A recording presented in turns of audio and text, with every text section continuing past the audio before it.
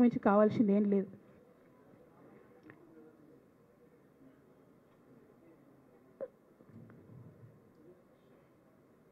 కానీ మొన్న అసెంబ్లీలో అర్ధరాత్రి దాకా పెట్టి రేవంత్ రెడ్డి గారు కేసీఆర్ గారిని తిడుతుంటే దయ్యాలు వేదాలు వాళ్ళు ఇస్తున్నట్టు అనిపించింది నాకైతే. దానికి ఈయన హీరోలాగా ఎదుర్కొన్నాడు, ఈయన 6 అడుగుల బుల్లెట్ అని పార్టీ అంతా ట్వీట్ చేస్తే, మరి 6 అడుగుల బుల్లెట్ ఎవరికి గాయం చేస్తుంది? ఎండ్ ఆఫ్ ద డే ఇవాళైతే నన్ను గాయపరిచింది, రేపు రామన్నను గాయపరుస్తారో కేసీఆర్ని గాయపరుస్తారో. జాగ్రత్తగా ఉండండి రామన్న, నేను చెప్పేది ఏం లేదు, జాగ్రత్తగా ఉండండి, కేర్ఫుల్గా ఉండండి. ఎట్ ద సేమ్ టైం ఈ హరీష్ రావు గారి కారణంగా గమ్మత్ ఏముంటుందంటే, ఒకసారి హంపీకి పోతారు వీళ్ళందరూ, మీ అందరికీ తెలుసు ఆ స్టోరీ.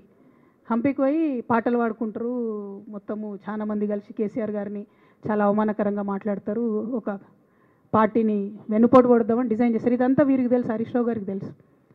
నేను ఆ రోజు సాక్ష్యం ఉన్న హరీష్ అన్న వచ్చి లిటరల్లీ రామన్న చేతులు పట్టుకొని, అరే మామయ్యకి ఎప్పుడా సింక్ ఆర్ సేల్, నేను మామయ్యతోనే ఉంటా అని చెప్పి అక్కడ మాట్లాడుకున్న వాళ్ళందరూ పెద్దసారి దగ్గర అవుట్ చేసిండి. ఆ తర్వాత పర్యవసానంలో ఈటల రాజేంద్ర అన్న బయటికి వెళ్ళడం. ఈ మహానుభావుడు వల్ల జగ్గారెడ్డి దగ్గర నుంచి, శ్రీనివాసరెడ్డి ముత్యంరెడ్డి అన్న కొడుకు దగ్గర నుంచి మొదలు పెడితే రఘునందన్ రావు గారు, మైనంపల్లి గారు, విజయశాంతి గారు, విజయరామారావు గారు, ఆయన పాత పెద్ద ఆయన ఉండే ఈటల రాజేందర్ గారు, వీళ్ళందరూ పార్టీలోకి వెళ్ళి పోయినారు కదా. పోలేదా? ఇవన్నీ హరీషన్న చేసినాయి కదా.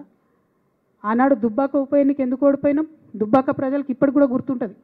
వాళ్ళందరూ ఒకటే మాట చెప్తారు, ఈయన సిద్దిపేటకు తప్ప రూపాయి రానియాడు దుబ్బాకకు, ఈయన వచ్చి ప్రచారం చేసిండు కాబట్టి మేము ఓటేయాలని ఓపెన్గా చెప్తారు ఆనాడు ఎన్నికలలో. దానికి ఏం రాపించుకుంటాడు ఈయన పేపర్లల్లో? ఒంటరి పోరాటం చేసి ఓడిన హరీష్ రావు. అసలు ఓడిపోయిందే మీ వల్ల కదా. మీరు మీడియా మేనేజ్మెంట్లో సూపర్ అలా డౌట్ ఏం లేదు. రామన్న యూట్యూబ్లు మేనేజ్ చేసి ఈయన మెయిన్ స్ట్రీమ్ మీడియా మేనేజ్ చేస్తాడు, అంతే, అంతకుమించి వేరే ఏం లేదు. నేను రామన్నని రిక్వెస్ట్ చేస్తున్నా, అన్న మీరు కూడా ఆ స్కిల్ నేర్చుకోండి అన్న. అట్లనే ఈటల రాజేందర్ గారు ఉప ఎన్నిక దగ్గరుండి హరీష్ అన్న గెలిపిలేదా అండి ఈటల రాజేందర్ని? ఆనాడు పీసీసీ అధ్యక్షుడిగా ఉండి రేవంత్ రెడ్డి గారు ఏమంటారు, కాంగ్రెస్ పార్టీ ఓడిపోతుంది ఇడా అని చెప్తాడు. ఆయన ముందే డిక్లేర్ చేసిండు, ముందే చేతులు ఎత్తేసిండు. హరీష్ అన్నాడు పోయి కూర్చొని మరి ఈటల రాజేందర్ అన్నని గెలిపించొచ్చిండు. ఈ బంధం రేవంత్ రెడ్డి గారిది హరీష్ రావు గారిది అప్పటి నుంచి కొనసాగుతుంది, కొత్త బంధం ఏం కాదు ఇది.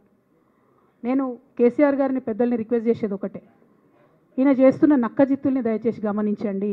ఇలా నేను బయట పోతా కావచ్చు, నాదేముంది, ఉద్యమంలోకి వెళ్ళి వచ్చినా మళ్ళీ ఉద్యమంలోకే పోతా, నాకు భయం ఏముంటుంది, నాకు ఎన్నడూ పదవుల మీద ఆశ లేదు.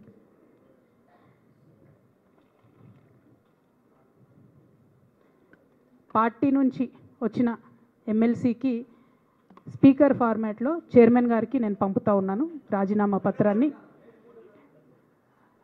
అట్లానే బీఆర్ఎస్ పార్టీ ప్రాథమిక సభ్యత్వానికి కూడా గౌరవ పెద్దలు కేసీఆర్ గారికి రాజీనామాను పంపుతా ఉన్నాను. దీన్ని మన రావుల చంద్రశేఖర్ రెడ్డి గారికి తెలంగాణ భవన్కి వారికి నేను పంపుతా ఉన్నాను. ఎందుకు ఇవి ఇప్పుడే చూపించినా అంటే, పదవుల మీద నాకు ఎప్పుడు ఆశ లేదు. మేము ఉద్యమంలోకి వచ్చింది ఎందుకంటే మా నాన్న ఒక్కరు ఇంత ఒంటరి పోరాటం చేస్తున్నారు, ఎంత వీలైతే అంత ఆయనకు మద్దతు ఇవ్వాలని వచ్చినాం. ఆనాడు మేము ఉద్యమంలోకి వచ్చినప్పుడు పార్టీ అధికారంలోకి వచ్చే ఆస్కారమే లేకుండే, తెలంగాణ వస్తుందో రాదే అనే అనుమానాలు అంతటా ఉండే. మేము ఉద్యమంలో కొట్లాటలో లాఠీ దెబ్బలు తినడం కోసం, జైల్లోకి పోవడం కోసం ఆనాడు వచ్చినాం ఉద్యమంలోకి. అధికారంలోకి వస్తామనుకొని రాలే. రామన్న అయినా నేనైనా కేవలం నాన్న కోసమే వచ్చినాం ఉద్యమంలోకి. అందుకే మా కుటుంబం మీద కుట్ర. ఈ కుట్రను గమనించమనే నేను మా కుటుంబాన్ని కోరుతా ఉన్నా. ఇక పెద్దసార్కు నీడలాగా సంతోష్ రావు గారు ఉంటారు. ఇక సంతోష్ రావు గారి గురించి 2 నిమిషాలు చెప్తా, అంత పెద్ద సీనున్న మనిషి కాదు కానీ చెప్పాలి. ఎందుకంటే కూరల ఉప్పు ఎట్లుంటుంది ఈయన అట్లా అన్నట్టు, ప్రతి దాంట్లో చెడగొట్టడానికి కొంచెం ఉండాలి కదా, అట్లాంటి వాడు. కాబట్టి చెప్పక తప్పదు ఈయన గురించి. చెప్పులో రాయి చెవులో జోరిగా అంటాం కదా, అట్లాంటి టైపు, కాబట్టి ఖచ్చితంగా చెప్పాలి. అయితే విషయం ఏంటంటే, ఈయన ధనదాహం ఎట్లాంటిదంటే సంతోష్ రావు గారిది, రామన్న కాన్స్టిట్యున్సీ, కేటీఆర్ అన్న కాన్స్టిట్యున్సీ నేరెళ్లలో ఇసుకలారీ గుద్ది ఒక దళిత బిడ్డ చనిపోతాడు. సరే, దాని మీద పాపం అక్కడ ఆ రోజు అందరు యాజిటేషన్ చేస్తే, ఈయన సంతాన అడ్వాంటేజ్ ఏంది, ఇక్కడ కూర్చుంటాడు కదా సార్ దగ్గర, సీఎంఓలకి వెళ్ళి ఫోన్ చేసి అక్కడ ఉన్న పోలీసు వాళ్ళందరినీ ఒత్తిడి పెట్టి 7 దళిత బిడ్డల్ని కొట్టినరండి. 3-4 సార్లు 3rd డిగ్రీ వేస్తే ఇలా 7 కుటుంబాలు కూడా వాళ్ళు ఎందుకు కూడా ఏ పని చేసుకోలేనటువంటి పరిస్థితులలో ఆ దళిత బిడ్డలు ఉన్నారు. అది మొత్తం రాజకీయంగా బ్లేమ్ అంతా రామన్న మీదకి వచ్చింది. ధనదాహమేమో సంతన్నది, నేరం చేసిందేమో సంతన్న, ఈడికెళ్ళి ఫోన్లు చేసి ఒత్తిడి చేసి కొట్టిపించిందేమో సంతన్న, చెడ్డ పేరేమో రామన్నకు వస్తుంది. ఈ ఎగ్జాంపుల్ చెప్పడం కోసమే నేను వీని గురించి చెప్తున్నా, వేరే ఏం లేదు.